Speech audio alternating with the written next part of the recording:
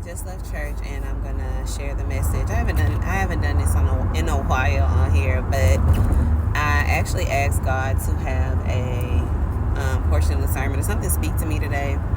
And the sermon was basically about surrendering your plans for your life to God's purpose for your life, because ultimately God's purpose is always going to prevail. And with that being said, a lot of times the plan that we have for our lives is really small, and God has something bigger than we can imagine for us. But because we're so focused on what we want and what we think is best, we spend a large portion of our life trying to find our purpose, because things aren't working out for us, or we don't feel like, this is the right fit for us, or something is genuinely making us happy, because ultimately we're wanting to do what we want to do.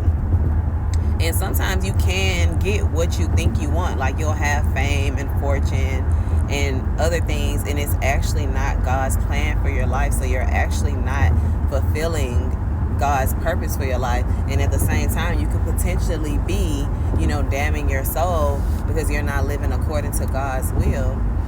And I just felt like, for me, I felt convicted when he said a lot of times you ask God to bless plans that you haven't brought to him.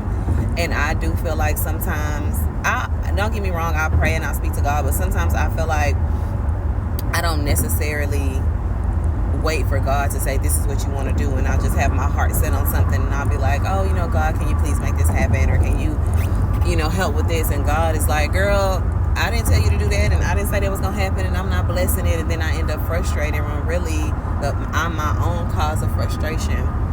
So with that being said, I hope that somebody got something out of that. And as always, have a happy Sunday.